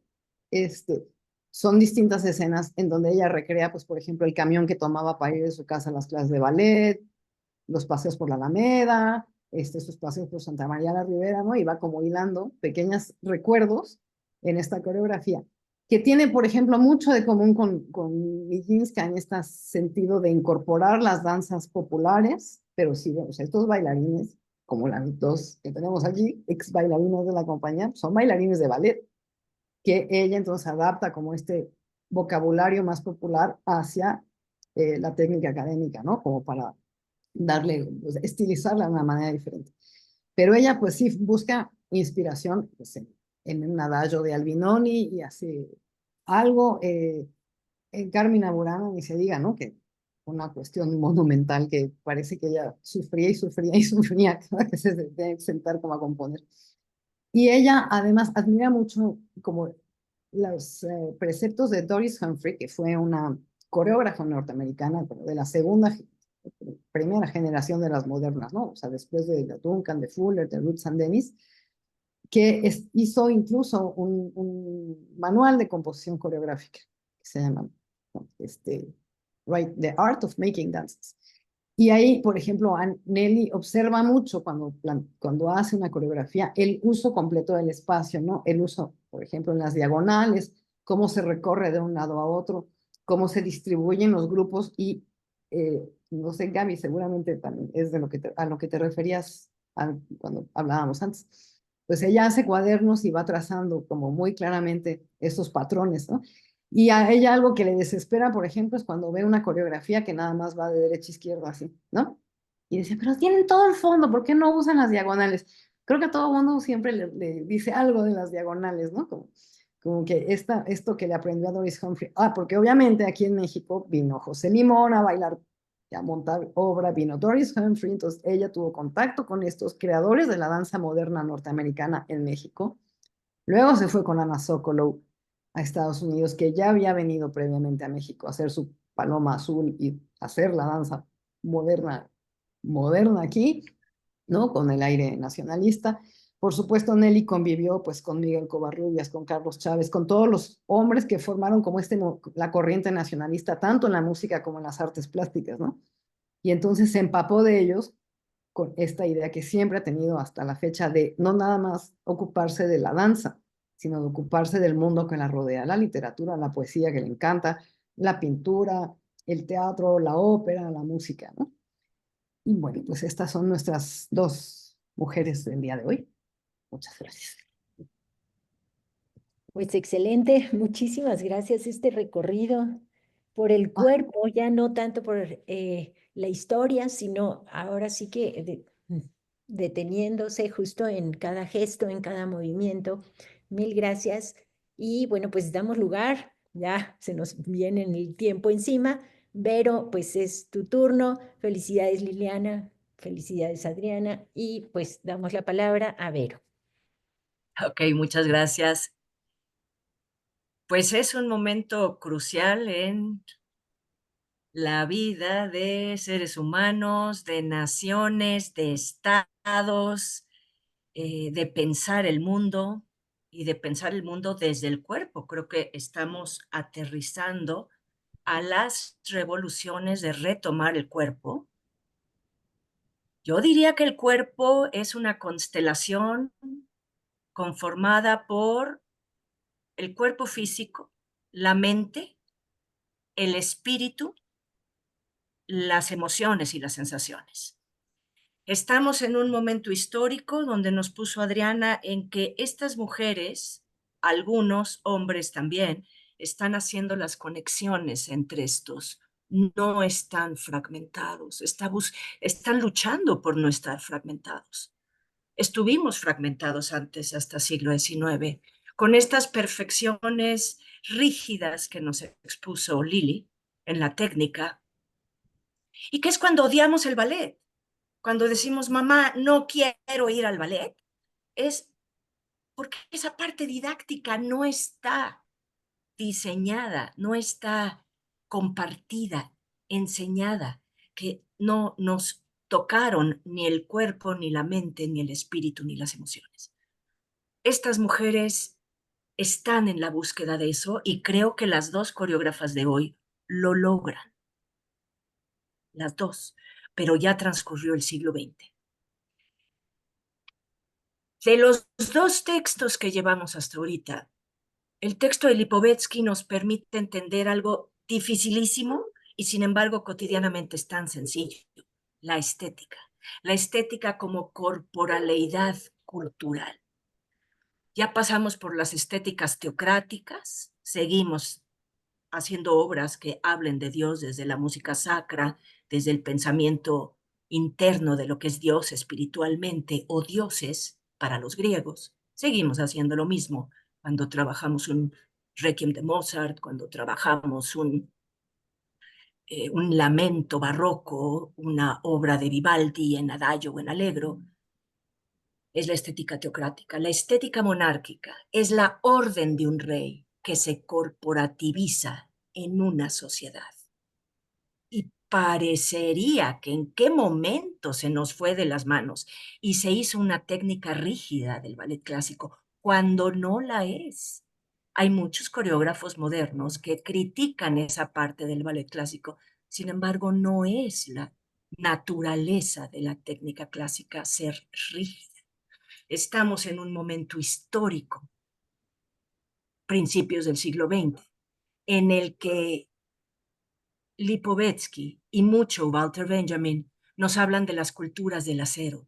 Se están industrializando naciones a través del acero arquitectónicamente. Sin embargo, hasta el acero suelta su rigidez para ser poroso. Es lo que tiene que pasar con la técnica clásica y saberla transmitir a nuestros alumnos, para que no lo odien, y lo puedan internalizar. En Howard Gardner, que es el texto que mandamos para esta sesión, Gardner trabaja 7 biografías extraordinarias que mueven las opciones del siglo XX. Sigmund Freud, Albert Einstein, Igor Stravinsky, Martha Graham, la única mujer, que esa viene para nuestra siguiente sección, si no me equivoco. En política, a Mahatma Gandhi. En literatura, a T.S. Eliot. Y trabaja la diferencia entre lo que es inteligencia y creatividad. Gardner dice que no es lo mismo. La inteligencia es una manera de funcionar, de ordenar, lógica y racionalmente. Y la creatividad rompe estos moldes y dice, sí, pero hagamos algo distinto. Y de aquí me voy hasta Michel Foucault, con su lucha por entender si somos libres o no. Estas mujeres están en un punto en el que lo que están defendiendo con su trabajo corporal, con su mente, con su cuerpo y su espíritu, lo que entienden que es libertad. Foucault dice, somos sujetos sociales porque estamos sujetos a las estructuras. Las estructuras son lo que nos da un orden estético, bello, sensible. Finalmente, estética es sensibilidad. Esa partecita chiquitita de nosotros que pocos nos ponemos a indagar sobre de ella, es justo lo que está trabajando creativamente para reflexionar sobre, soltamos la estructura, transformamos la estructura, hacemos otra nueva, o como dice Lili, soltamos la toalla y le hablamos a nuestro gurú de Marabú a ver cómo nos saca del atolladero si nos dedicamos a otra cosa. Estas mujeres y en general las biografías que aquí estamos trabajando exploran internamente esa partecita que nadie nos dice qué es, ni cómo hacerle, ni con qué cumplir, ni con qué se come o con qué se cocina. Y esa partecita es la que está construyendo estas obras y este nuevo mundo a partir de la sensibilidad. Eso es estética. Eso es estética, que es dificilísimo poderlo transmitir y tocar a alguien para decirle lo que Nelly nos dijo cuando se metía debajo de nuestro arabesque por ser tan chiquita y nos decía, si bajas la pierna te mato. Se metía debajo de los arabesques de sus alumnas, yo una de ellas, y si le pegábamos nos mataba. Nos enseñó a bailar, nos enseñó a sentir, nos enseñó a conmovernos. Y eso es cuerpo. El cuerpo se eriza, se enchina con un estímulo, ¿o no? Y eso es lo que Nelly está buscando cuando sus bailarinas hincadas observan, miran y viven una flor y la hacen parte de su alma. Creo que eso es. Los teóricos a veces nos parecen muy aburridos. Sin embargo, nos permiten ver este tipo de fenómenos de creación como si fuéramos un dron de arriba abajo. Como yo pude vivir y observar tanto a Gloria Contreras como a Nelly Japé, que la tenía yo junto, dirigir concierto en re del segundo piso de Bellas Artes, porque ninguna de las dos se querían subir a ver el ballet completo, a ver las diagonales que dice Liliana, a ver cómo se llena el espacio con un concierto barroco de Bach, que es algo sumamente complejo, y hacerlo cuerpo todavía más, y hablar con Dios desde esa estética teocrática todavía más. Bueno, este par de maravillosas maestras, pero sumamente necias, finalmente nos hicieron caso a mis colegas y a mí de que se subieran a dirigir al Palacio de Bellas Artes del segundo piso para que pudieran tener una visión abierta que en el alma ambas las tenían. Y creo que ese día dejaron de pelearse. No sé qué pasó después. Para cerrar con la idea de que eso es estética y eso es transformar al mundo desde la sensibilidad. Muchas gracias. Excelente, mil gracias, Vero. Ahora sí que ya no tenemos mucho tiempo, pero seguramente hay varias preguntas. Les puedo dar la palabra a 2 de ustedes, 3 de ustedes. Pongan su mano por si quieren preguntar algo. A ver, Patricia, por favor. Muchas gracias a todas, a todos. Bueno, yo no sé si recuerdan que la vez pasada me presento así muy rápido. Yo soy de Costa Rica, soy investigadora en arte y feminismo y practicante de danza. Así como sé que tenemos muy poquito tiempo, quiero decir 2 cosas puntuales, amplias, que obvio espero tener la posibilidad de profundizar con Liliana Mascareñas. Primero, estamos de verdad muy impactadas por tu enorme conocimiento en la historia de la danza. Estábamos pensando mi compañera y yo que muy probablemente ese marco histórico ha sido el marco histórico también de Mireya Barbosa, bueno, que además es mi tía, que fue la pionera de la danza moderna en Costa Rica. Y escuchándote encontré muchas similitudes que me emocionan muchísimo. Es como esa primera parte que yo no tenía en el contexto y el panorama de la danza y me pareció increíble.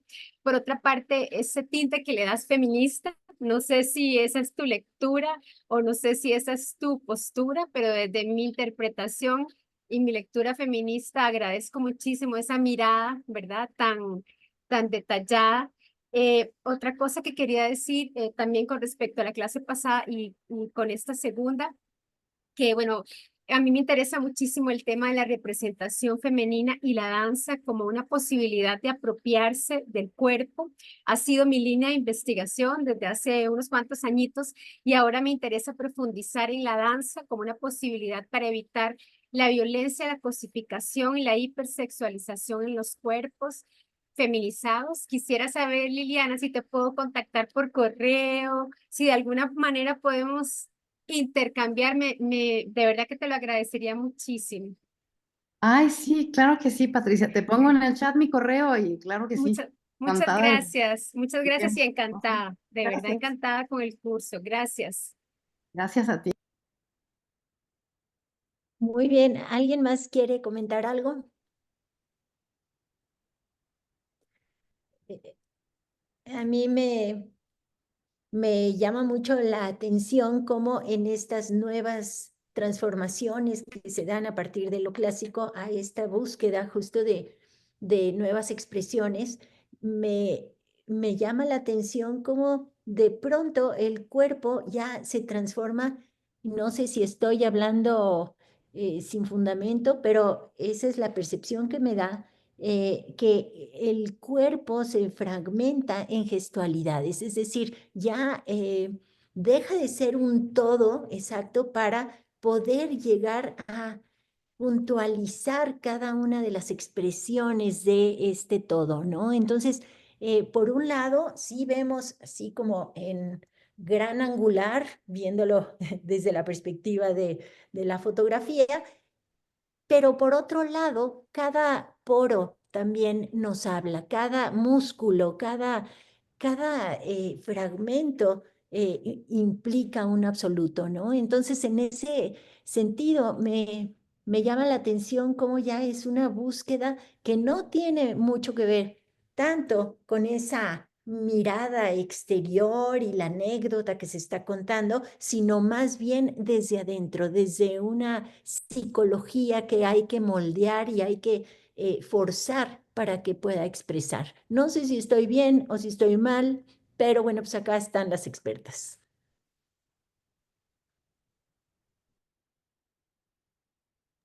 ¿Qué dirían colegas No sé, Ya que las expertas son Liliana y Verónica, entonces ay, que digan algo. cálmese, doc. Sí, Qué sí, modesta, doctora, qué no, modesta. sí, así es, Silvia, justamente, ¿no? El cuerpo, la rigidez del todo que tiene que supervisar cómo se ve, ¿no? Se traduce en todos los gestos de una mano, la mirada, toda esta cuestión de la expresividad, ya no no es la forma, sino el que siento, el que digo, ¿no? Y eso es como la gran característica de la danza moderna, tanto en la primera parte del siglo XX como en lo que viene después, ¿no? Es justamente eso. Así que, muy bien, ¿ves, Silvia? Yo Yo quiero, diría, Silvia, que la modernidad se puede estudiar en esos gestos, que si los agarramos por separado, fragmentado, y después los unimos en una gran sinfonía, eso se puede trabajar, eso se puede investigar, y eso es modernidad, porque ese gesto habla de las transformaciones de principios del siglo XX. De hecho, Frederick Ashton, que fue uno de los creadores de lo que ahora llamamos como la escuela inglesa de ballet, ¿no? Del Royal Ballet y todo, él muy joven, vio bailar a Isadora Duncan y también a Ana Pavlova, que era con el baile, pero de la Duncan decía que era impresionante, no hacía nada, no tenía buen cuerpo, era algo muy raro, pero hacía así y todo mundo se le erizaba la piel de mover una mano. Eso, y ese es como justo el contraste, ¿no? Antes se le aplaudía a la que hacía 32 piruetas a la punta, fuetes. Y después lo que era el modernismo en la danza era, ¿qué me entregas con hacer esto? Diría Nelly, diría Gloria Contreras, el ballet dejó de ser un circo Exacto. para ser una expresión humana. oye, yo quiero decir de eso solamente así un pequeño comentario, que este seminario, Silvia, gracias a la participación de Lili y Verónica, y a las preguntas que hacen las participantes, nos está acercando a la poética del movimiento. Y que esa poética del movimiento es algo que se debe explorar muy cercanamente a todo lo que es la evolución de la representación del cuerpo. Estamos empezando a tocar todo esto y tal vez la próxima vez podamos hablar un poco más al respecto, porque va a ser una sesión muy interesante porque ya vamos a avanzar en el siglo XX, entonces pues hay más gestos y hay más movimientos. Muchas gracias.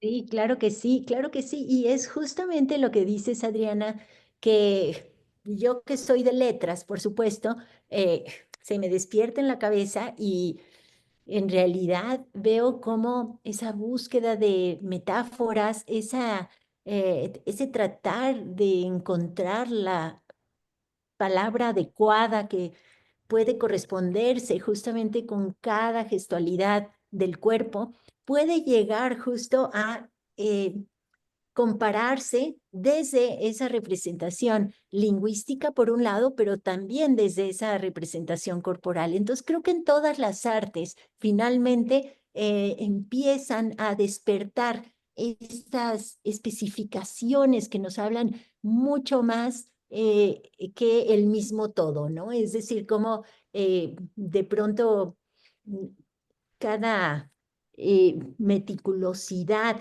es una especie de macrocosmos que viene justamente a plantearse desde el microcosmos, ¿no? Entonces es muy interesante. Berta, ya, ahora sí que, muy bien. Adelante, Berta.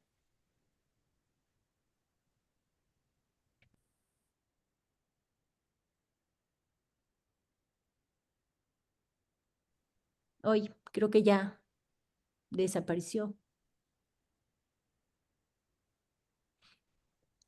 Bueno. Ok, bueno, pues ha sido fascinante esta sesión.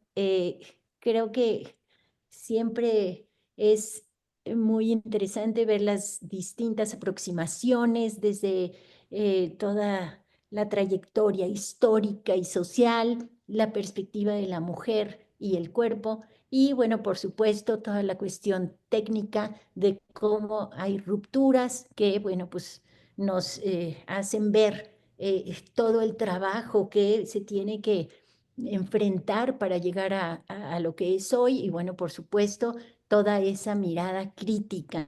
Creo que hay mucho todavía que hablar al respecto. Espero que volvamos a recuperar a estas bailarinas y coreógrafas que nos expusieron y que además nos mandaron en imagen en estas grabaciones de YouTube, están buenísimas y que, bueno, sí se las recomiendo para que se puedan explicar todas estas propuestas que nos traen nuestras colegas y compañeras queridas. Entonces, bueno, pues sí, Lupita, a ver, cuéntame.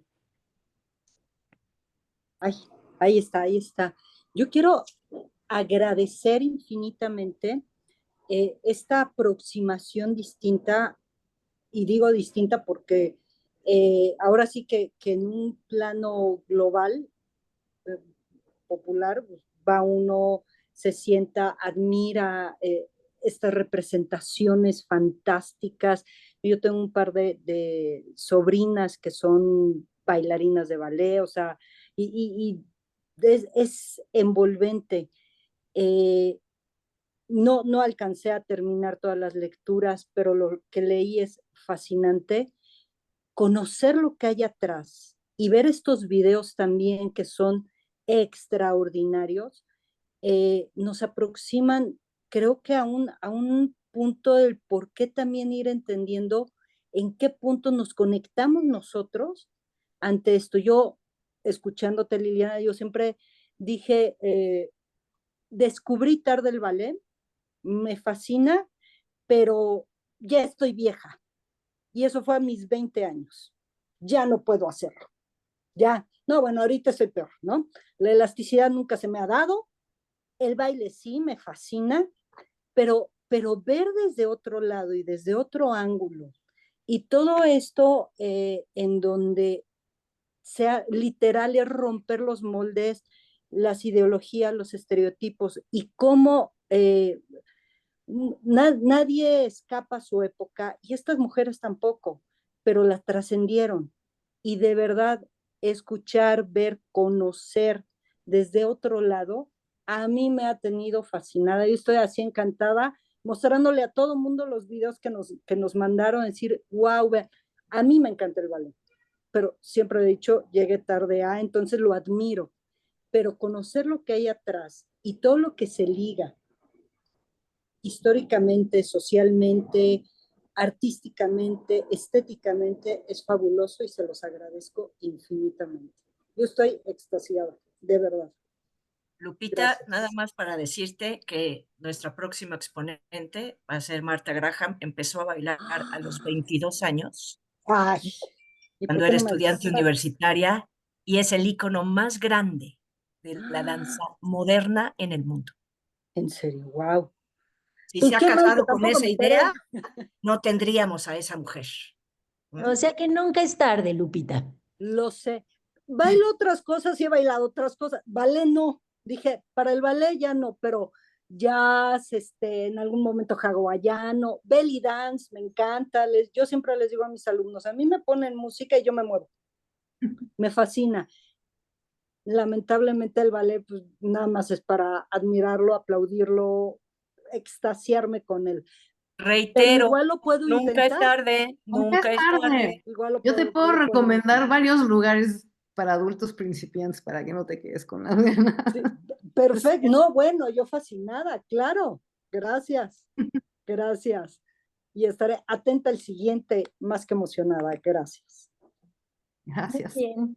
Y Bueno, nada más quisiera dejar el crédito enorme para la maestra Nelly Japé, que todavía no termina septiembre, nuestro mes patrio, y con eso tener una mexicana de este tamaño, que trasciende estructuras que se quedan muy por debajo de su inteligencia y su creatividad. ¡Viva México, señores! Ay, ¡Viva! sí. Ay, 94, de veras que, ¿no? Nelly, yo creo que últimamente no recibe el reconocimiento que bueno, todo el mundo la conoce y todo, pero yo siento que se debería bailar más su obra, que tiene mucha, y aprovecharla, que ella puede todavía opinar sobre su repertorio, ¿no? No esperar a que ya no pueda opinar, pero ahí está. Y es de veras una mujer y con sus taconcitos recorriendo Bellas Artes a toda velocidad porque nos sacan de la sala porque ya vienen los de folclore y hay que correrle a la salida, ¿no? O ahí Sí, viene el sindicato. ahí viene el sindicato. Sí, no, pero es maravillosa. Ojalá que se aproveche todavía, que Nelly tiene la energía para ir a dirigir un ensayo. Y digo, ya se le olvidan las cosas, pero no se le olvida lo que importa, ¿no? Muy Gracias. bien. Muy bien, pues les agradezco a los asistentes, por supuesto, a Adriana, Liliana, a Vero. Pues ha sido un verdadero placer escucharlas y bueno, pues nos veremos la siguiente sesión, que va a ser el día 25 de octubre. Y en esta ocasión sí voy a asegurarme de que les llegue la liga, porque fue un verdadero relajo este asunto. Yo pensé que ya todo el mundo había recibido los materiales, ya había pensado que estábamos todos puestísimos para poder asistir y a la mera hora pues no tenían a dónde conectarse. Entonces, bueno, una disculpa por este inconveniente y ya será una lección para la próxima sesión. Entonces, bueno, pues les agradezco a todos y pues qué bueno que disfrutamos muchísimo esta, esta revelación de la danza. Gracias, Em. Gracias. Buen fin de semana. Gracias. Gracias. Nos vemos a la próxima. Y gracias. Gracias por todo. Feliz Gracias. fin de semana. Hasta luego. Igualmente. Hasta luego. Hasta luego. Gracias.